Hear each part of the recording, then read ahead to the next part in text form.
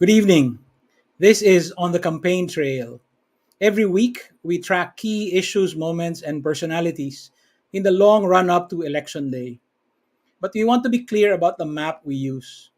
We know that the democratic project is in great danger, and that shapes how we navigate our way to 2022. It isn't just elections as usual.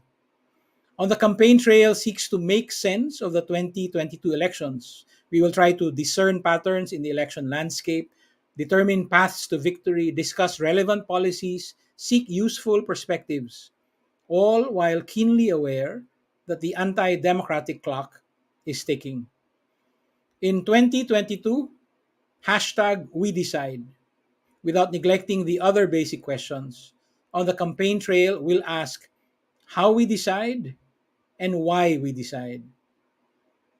Good evening. I'm John Nery, and you are on the campaign trail.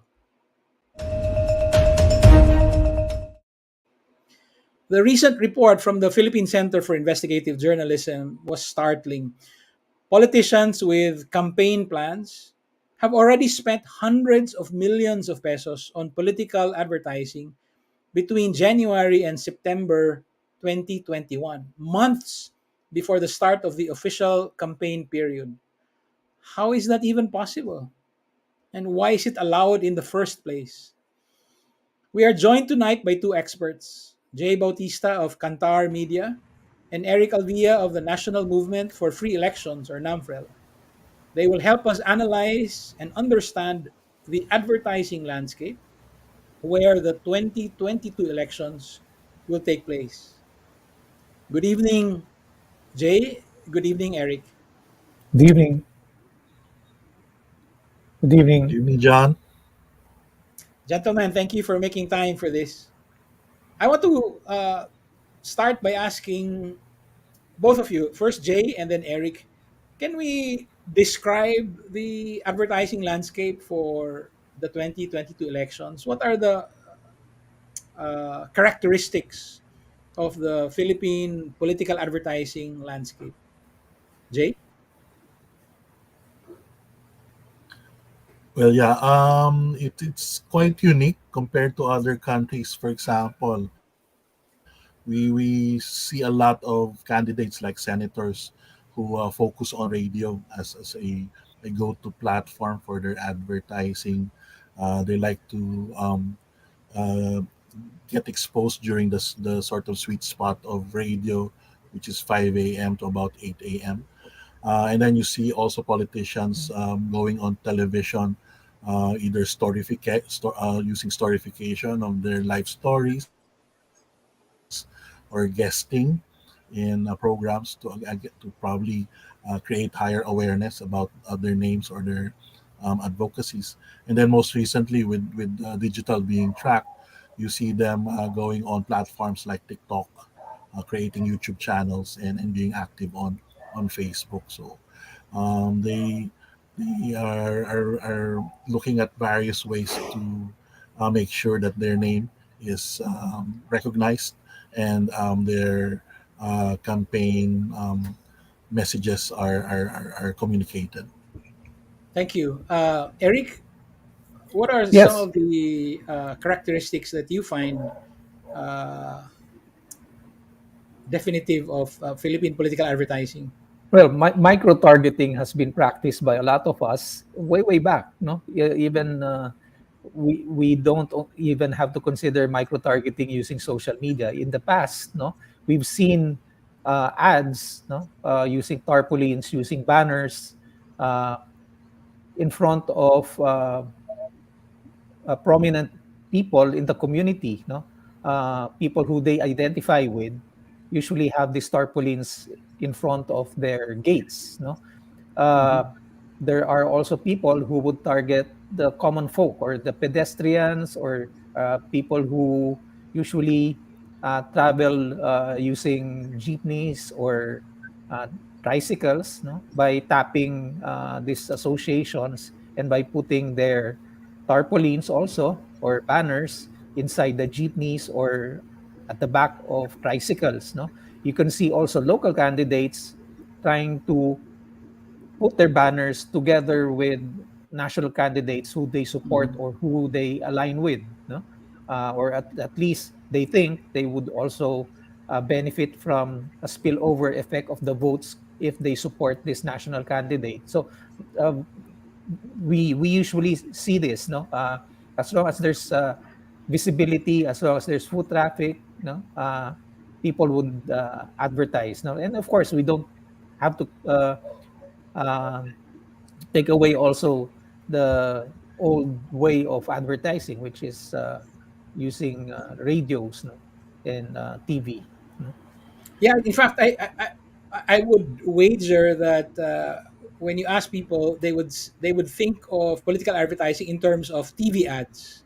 Yes, But it seems that it's that, but it's also way more than that. yes. So all of these things, tarpaulins, all the way up to the so-called air war, that's all advertising. I mean, Mhm. we can understand that as part of the advertising landscape. Mm. Yes, digital billboards, no? If Hmm. you pass through strategic positions, if you are a Hmm. commuter, then you can see a lot of digital billboards being used, no? To endorse Jay, already candidates. thanks, Eric. Jay, you study Yeah. media advertising. Um, how much do elections contribute to advertising revenue? Yeah. So in a typical year, we probably generate about 150 to 200 billion pesos on traditional advertising that Mhm. that covers all of the major product categories, and that also covers television, radio, and press now advertising. So about 150 to 200 billion a year. A year before elections, we usually see about 3% of that amount going into what they call political advocacies. No, this is where potential candidates or those who are sort of testing the waters start investing and buying airtime or newspaper space, um, and that accounts for about 3% of the 200 There's a billion. term for So that. probably more or less about 5 to 6 billion. Yeah, yeah, it's called political advocacies. So that counts about 3% before the actual official campaign period starts. And then once the campaign period starts around February to April of the following year, the share goes up to about 5 to 6% of the total ad spend. So it's a huge amount of money that's being spent on I just want to advertising. be So literally billions of pesos. I just want to be clear, Jay.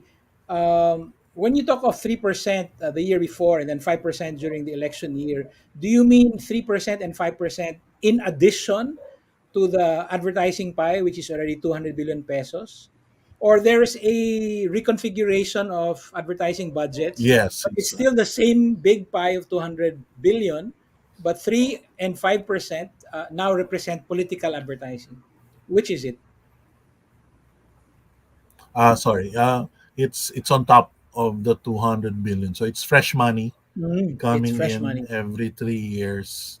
Um, yes, on top of the regular advertising activity or pie, as you mentioned. Yeah, so it's really so people will notice there's more clutter on the air as Mhm. election time nears, because on top of your normal shampoo or hamburger commercials, you will now see a lot of this political advocacies or campaign materials, especially for certain types of programs like news programs, public affairs, or popular telenovelas.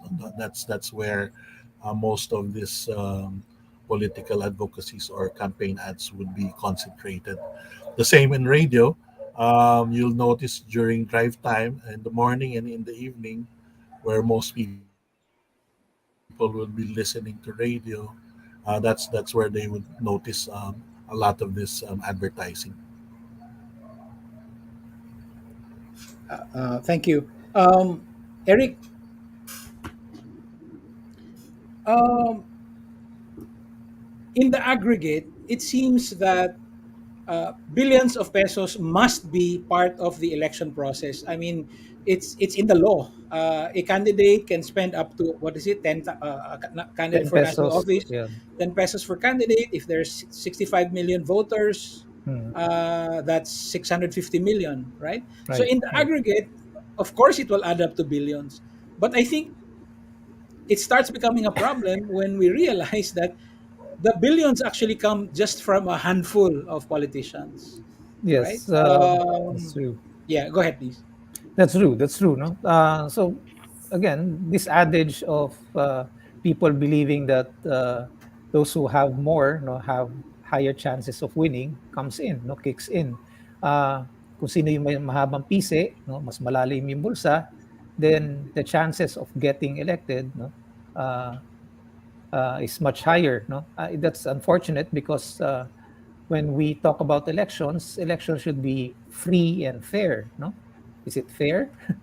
uh, are the barriers to being a candidate really competitive if there is already a hurdle to uh, overcome, which is resources? No, so eventually, elections really boils down to how you harness the resources that you can tap, Wait, and this.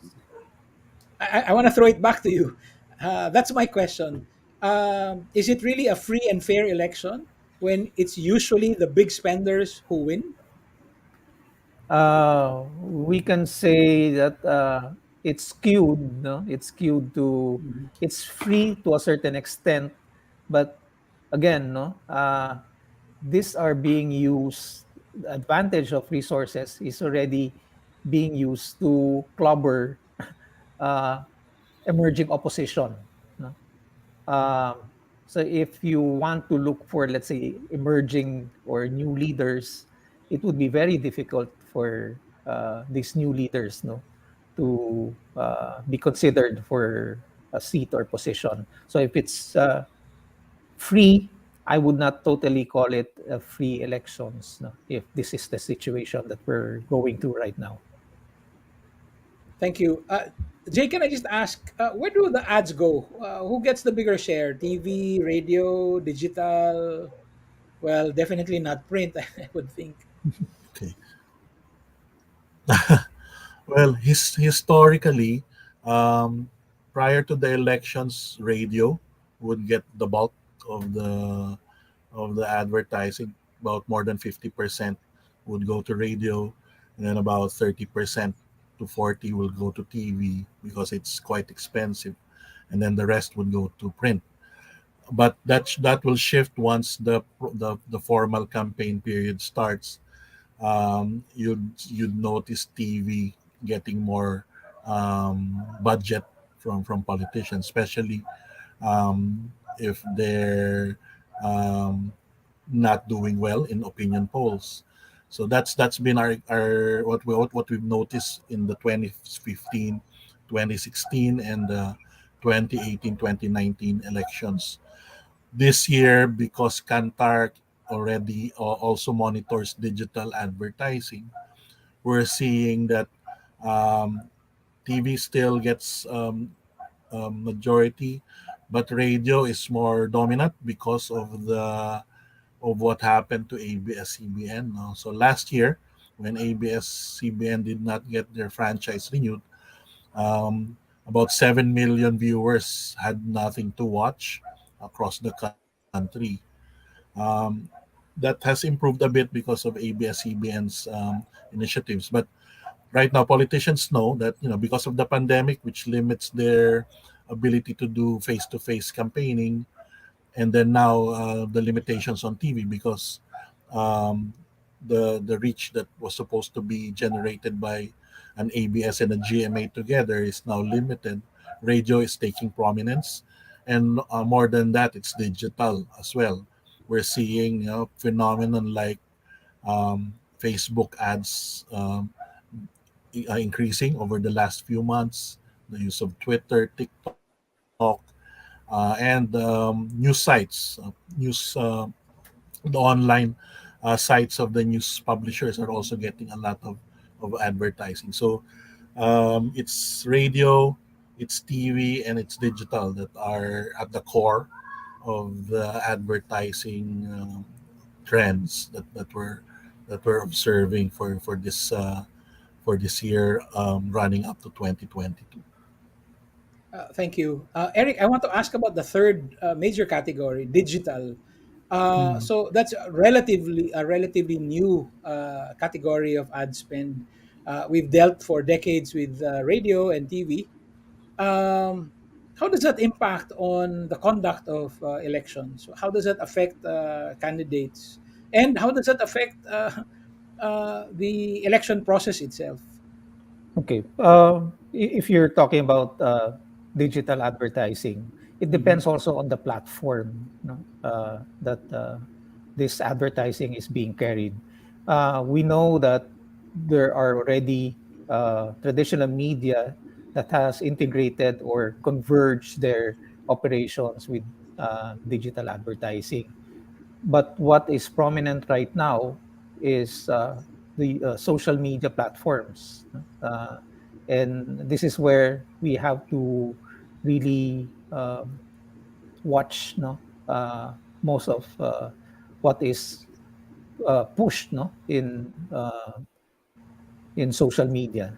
No? Hmm. One is definitely it constricts or contains the access. If you're using digital platform, using social media, it constricts or uh, limits the access to information, no? That's Hmm. precisely why Google decided not to take political ads, no, Hmm. for this coming election season, no? They Hmm. want to broaden the access to a lot of people to get as many information as possible. Second, as we've mentioned earlier, there is micro targeting, no?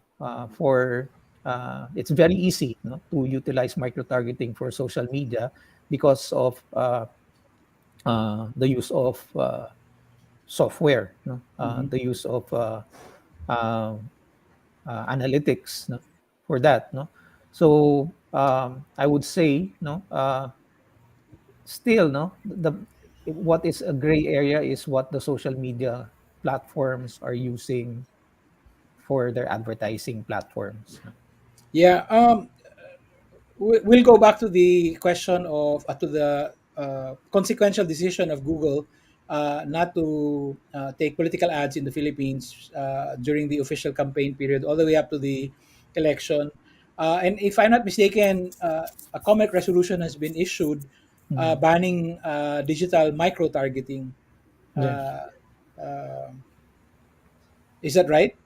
Yes, yes, that's correct. That's correct. No, that's one way to avoid, again. No, we are already in this arena where uh, we know that people try to manipulate actions or try to manipulate perceptions, no, using that, Mhm. and the COMELEC resolution is a way to avert, no, and to avoid that situation.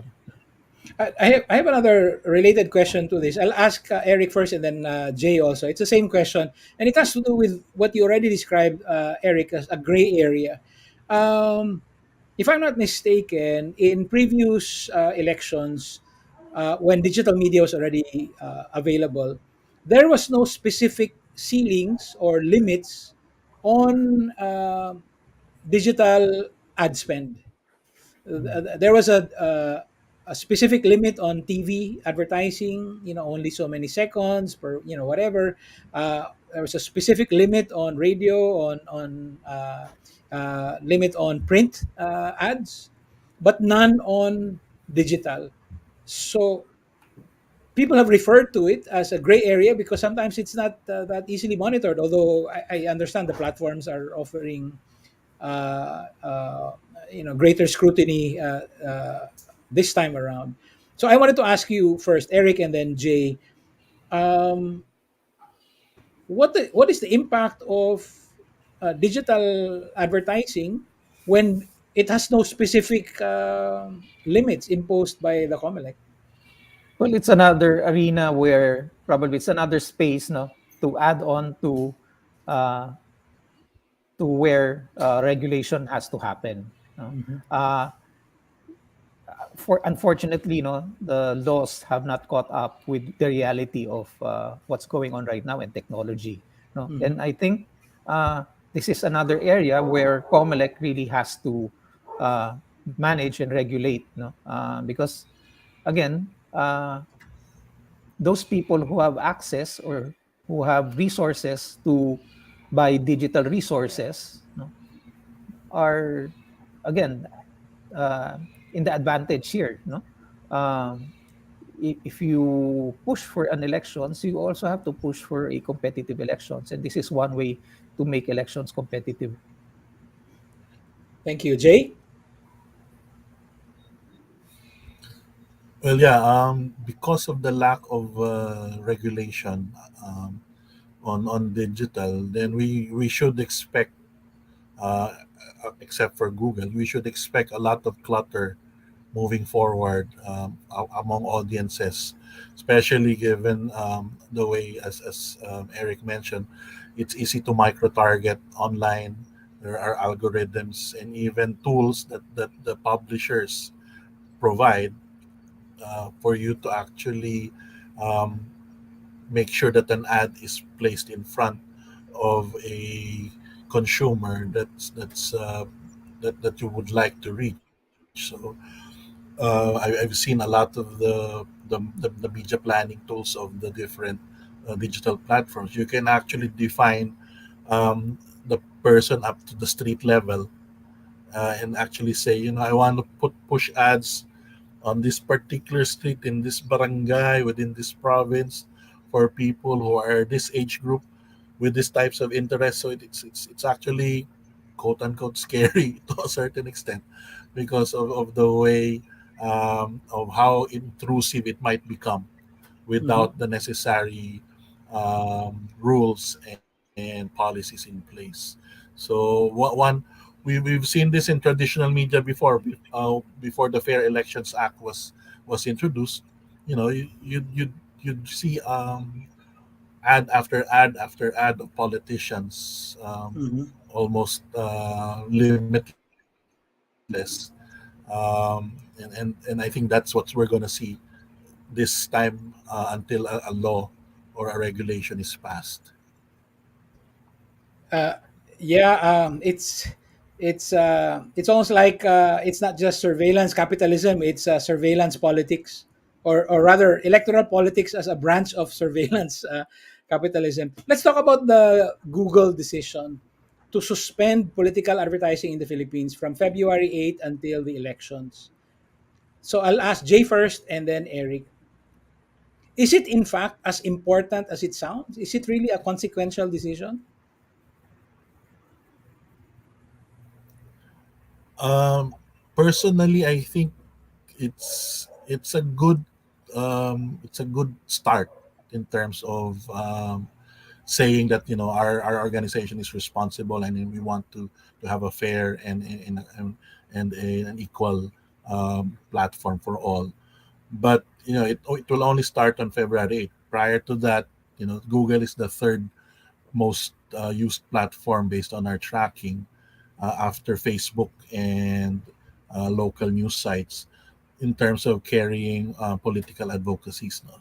So since July of this year, after Facebook and a local news site, YouTube is the third most popular platform for political advocacy. So they have from July to January, still free access to politicians who have the resources. So in a way, yes, they're doing a good thing, but starting on Feb 8 might be a bit too late for some people. No? In contrast, we know that Facebook naman, daily, they actually are very transparent in terms of showing to the public how much is being spent by political advocacy. So you have two giants using two different strategies in terms of showing transparency and the importance of equal access to the platform. So we will see. But right now they're still both active, and we are a Facebook country, so more than 50% of the political advocacies, and I assume the official ads come February will still be seen on Facebook.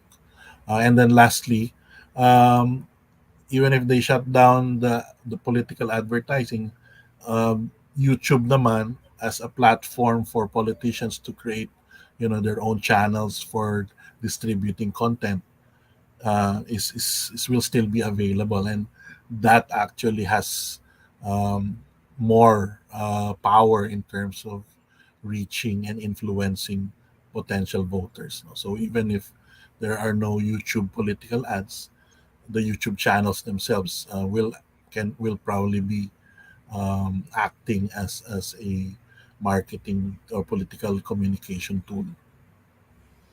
Thank you, Eric. Your reading of the Google decision. It's more symbolic rather than creating an impact. No? But what one thing is clear is that they're sending a message that they won't use those algorithms, no, that they usually do during this critical juncture, no, critical moment, no. As much as possible, they want to show that they are uh, in a fair environment, no. They're playing in a fair environment, and they're providing that fair environment uh, at this point in time.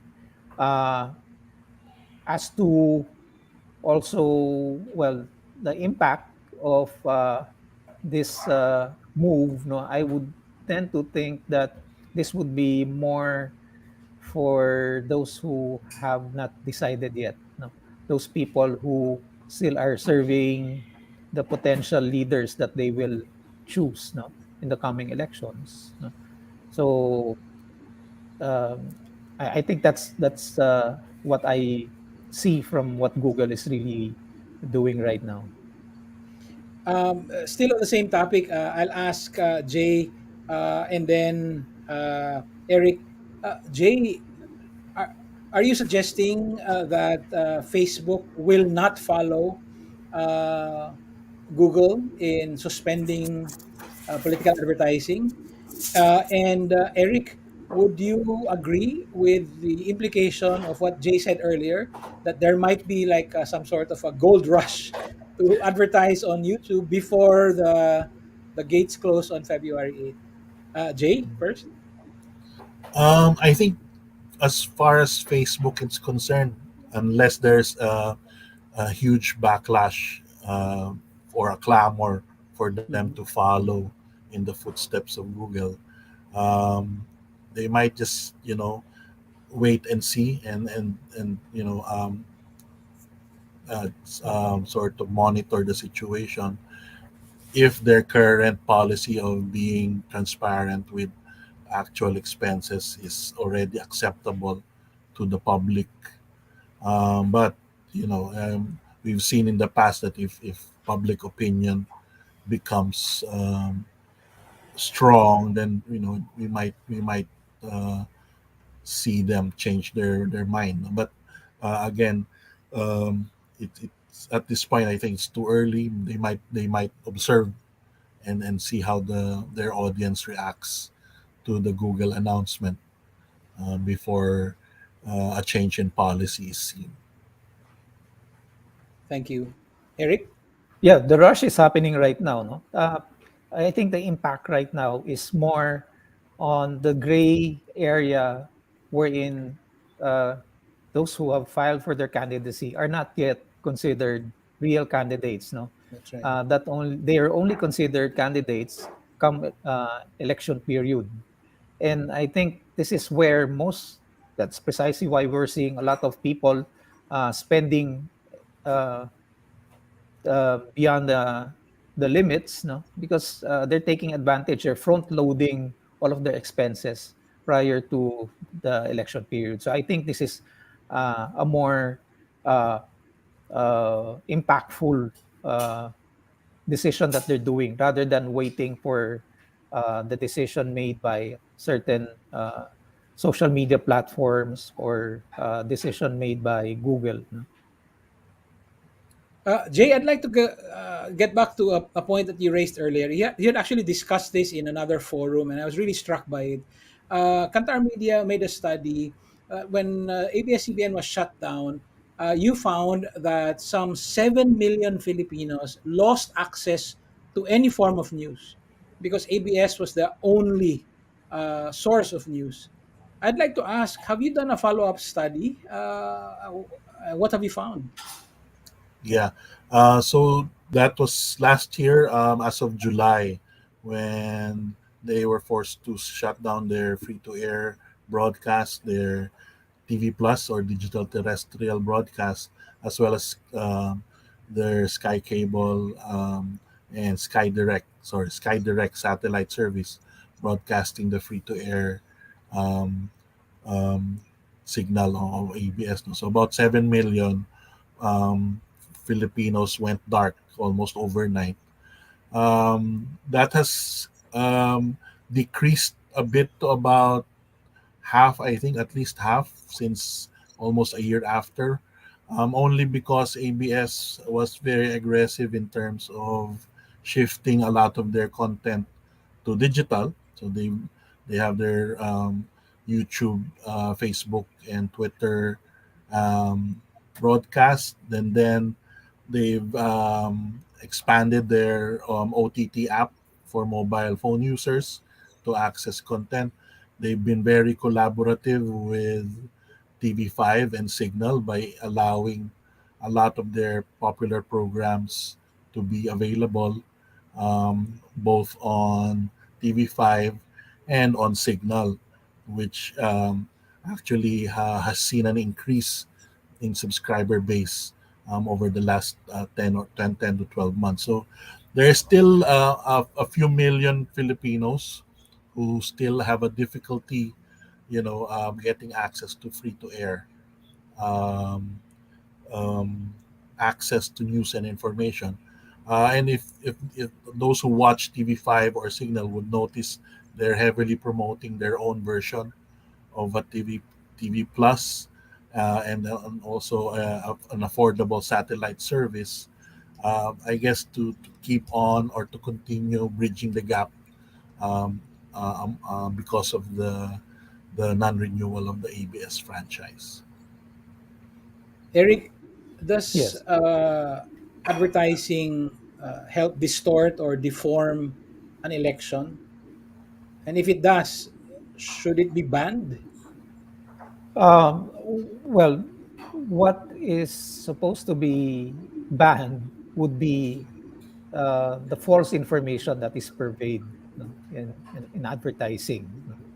Uh, but it's very difficult to enforce that. No, uh, when you say distort, it's part of the game. No? It's part of using the medium to push out information, true or false, for a particular gain. No, we haven't seen probably yet. No, uh, we haven't gone to a point yet that negative advertising or those advertising being put out to uh, put down a candidate is being used. No, but we are not closing or we're not discounting that possibility that it will not happen in this coming elections. No, um, it appears that they're trying to use all uh, possible ways to gain an advantage over their uh,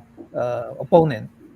So if you are saying that it distorts, yes, possibly it distorts, no, but that's part of the game. No? Thank you. Jay, I forgot to ask this earlier, but I wanted to ask you about the use of rate card rates. Ah, So the yes. PCAJ report, for instance, found out that let's say Alan Peter Cayetano spent 600 million pesos in 9 months using rate card rates. But I think we all know it's an industry secret that rate card rates are not the actual rates that you pay. Can you give us an idea of really how much do political candidates end up paying? the Okay. Yeah. ad organizations. Okay. So the rate card phenomenon is not actually limited to political ads. No, it's also um, well, it's also happening with regular advertising from traditional products and services. So what happens is a media owner, whether it's a radio station or a TV network, would publish a rate card. So it's sort of like a hotel. You have a published rate or a rack rate, but that's not actually the amount that's paid for. What happens is there's a negotiation between the advertiser and the media owner, and some of the factors involved is, how long are you gonna advertise on my channel or radio station or publication. So the length of the campaign. Number two, the amount of money you're going to invest for that campaign. And then the negotiations happen. So the discounts can range from 50% off the published rate card to as high as 70 to 80% discount. Wow. So that's based on experience, whether it's a shampoo brand or a candidate for a senator. They have that leeway of negotiating depending on the investment that they will be committing to the media owner.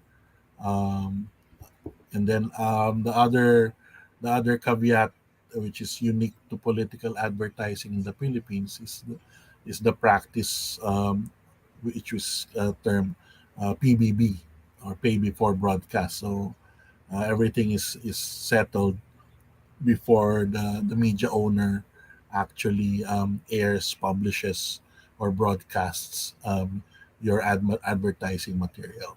So yeah, so the So, range can be from mhm. 50 to 70% off the published rate card.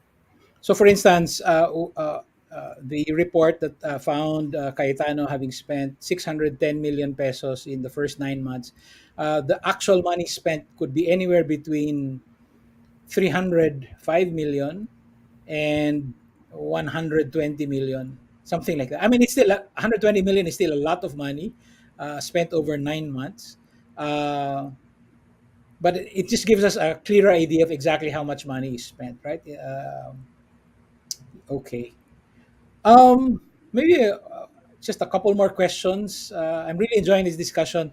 Um, Eric and then Jay, what can we expect? So now we're talking about advertising, political advocacy campaigning before the actual elections. What can we expect in terms of advertising campaigns from the different candidates once the official campaign period starts on February 8th? You're going to see localized and again targeted, localized and targeted advertising. Mhm. Uh, that's we have seen, no, with the decline in traditional media, well, the decline of ABS-CBN's coverage, we've seen also a lot of local news media bureaus uh, rising. No? This is also probably a way to fill in the vacuum that ABS-CBN left. No? Uh, we've seen also cable television operators, local cable television operators, monetizing also on the gap times or the air times that they have for political ads. No? You are going to see also probably again the shift now towards uh, the use of more banners and tarpaulins, no, wherever you go, no, as you approach the election period, no, because again, no, they cannot be regulated entirely once the election period starts, no? So these are the shifts that we're seeing. Of course, the usual, no, social media will be very active to the local influencers or the local leaders, no, in the community.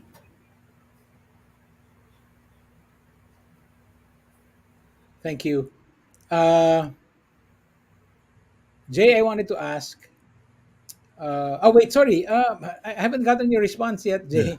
to the question, Yeah. what can we look forward to? So yeah, basically, I agree with what Eric shared in terms of what we can expect. The other thing probably is, um, depending on the results of the coming opinion polls, one before the year ends and one probably before the start of the campaign, or during the campaign period, we'll see changes in the spending patterns of candidates. Those who are sort of at the border of the top 12 or the magic 12 for senators would probably be spending more.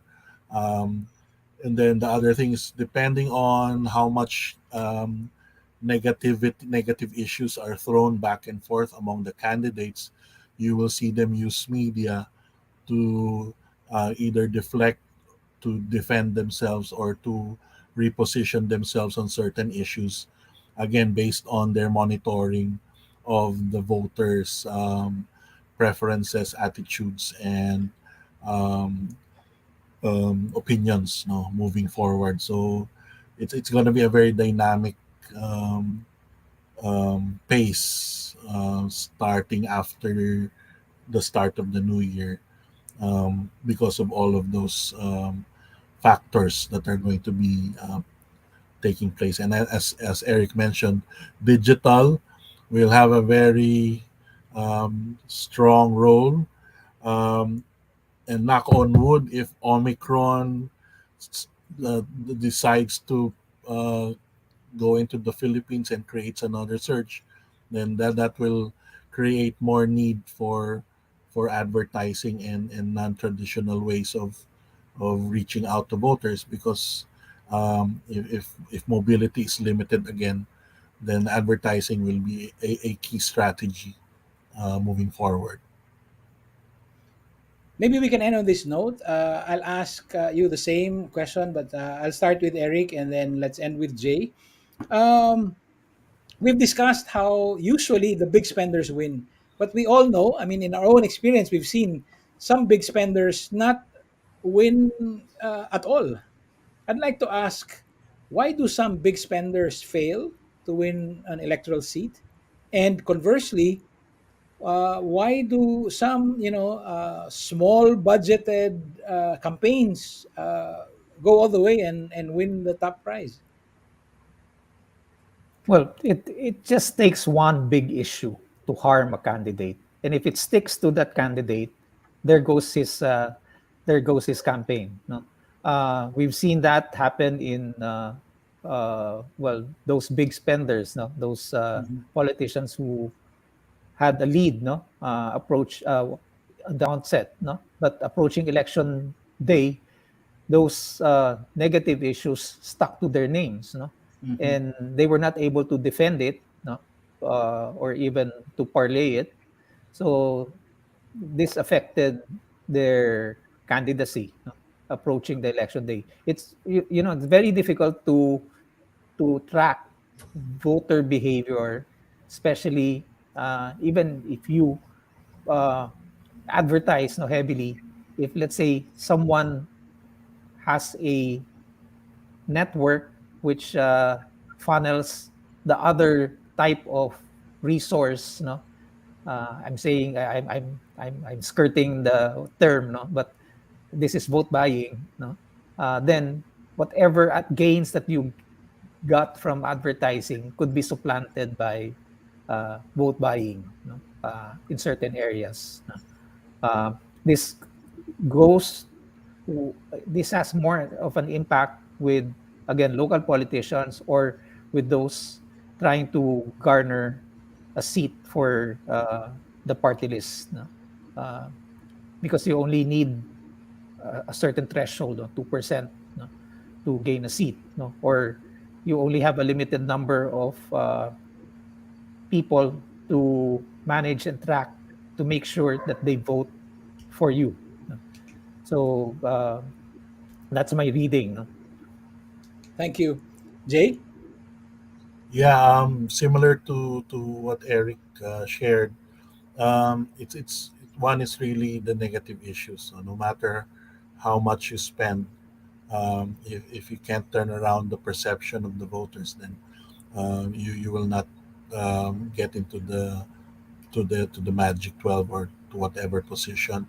The second point I'd like to share is um, it's also, even if you don't spend, but you prepared way before the actual elections in terms of the machinery on the ground, and the advocacy, or the your campaign um, promise, or your campaign um, advocacy, then you have a chance to win.